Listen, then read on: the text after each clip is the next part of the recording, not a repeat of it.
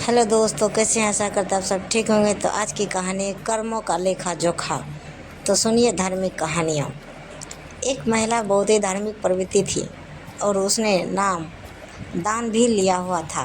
भजन सिमरन और सेवा भी करती थी। किसी को कभी गलत नहीं बोला। सबसे प्रेम से मिलकर रहना उसकी आदत बन गई थी। वो सिर्फ एक चीज़ से दुखी थी कि उसका आदमी उसके साथ रोज़ किसी न किसी बात पर लड़ाई झगड़ा करता था। उस आदमी ने उसे कई बार उसे इतना मारा कि उसकी हड्डी भी टूट गई थी, लेकिन उस आदमी का यह रोज़ का काम था। उस महिला ने अपने गुरु महाराज जी की से विनती की, हे गुरुदेव, मेरे से कौन से भूल हुए हैं? मैं तो सत्संग में भी जाती हूँ, सेवा भी करती हूँ, भजन सिमरन भी करती हूँ, आपके कहे अनुसार करती हूँ, लेकिन मेरा पति मुझे रोज़ मारता है। मैं क्या करूँ? गुरु महाराज जी ने कहा, क्या वो तुझे रोटी देता है? महिला ने कहा, हाँ जी, रोटी तो देता है। गुरु महाराज जी ने कहा, फिर ठीक है, कोई बात नहीं। उस महिला ने सोचा कि अब शायद गुरु जी की कोई दया हो जाए और वो उसको मारना पीटना छोड़ दे, परंतु ऐसा कुछ नहीं हुआ।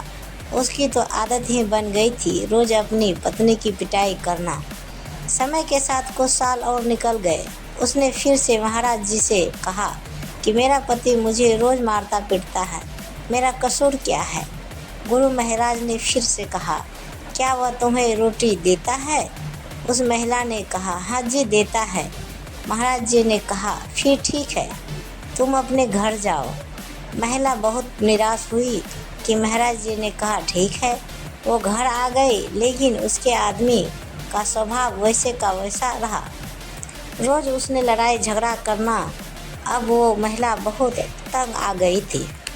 कुछ एक साल गुजरे, फिर गुरु महाराज जी के पास गई और बोली, वो मुझे अभी भी मारता है, मेरे हाथ की हड्डी भी टूट गई है, मेरा कसूर क्या है?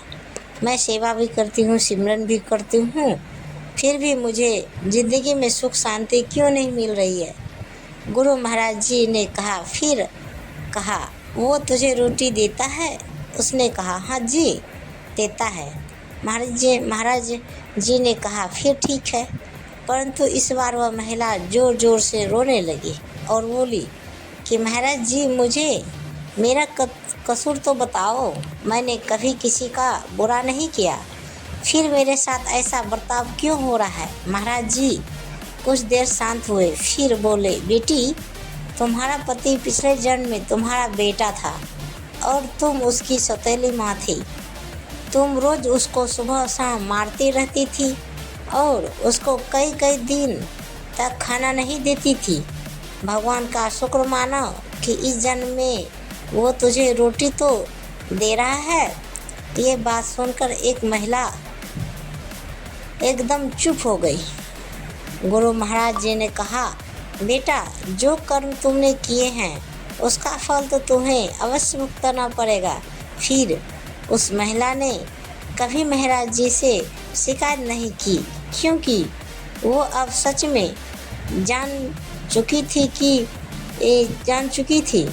इसलिए हमें भी कभी किसी का बुरा नहीं करना चाहिए। सबसे प्रेम, प्यार और शालीनता के साथ रहना चाहिए। हमारी ज़िंदगी में जो कुछ भी हो रहा है वह सब हमारे कर्मों का लेखा जोखा है, जिसका हिसाब किताब तो हमें देना ही पड़ेगा। तो दोस्तों, ये कहानी आपको कैसी लगी? तो कहानी यहीं समाप्त होती है। मैं हमेशा कोशिश करती रहूँगी कि आपको मेरी कहानी पसंद आए। मुझे आप सभी के साथ की ज़रूरत है और रहेगी। मुझे फॉलो करें, सब्सक्राइब करें, अपनी राय अवश्य दें। आपकी दोस्तों, ये ज्ञानवर्धक कहानी आपको कैसी लगी नीचे कमेंट बॉक्स में हमें ज़रूर बताइएगा। कहानी को पूरा सुनने के लिए शुक्रिया।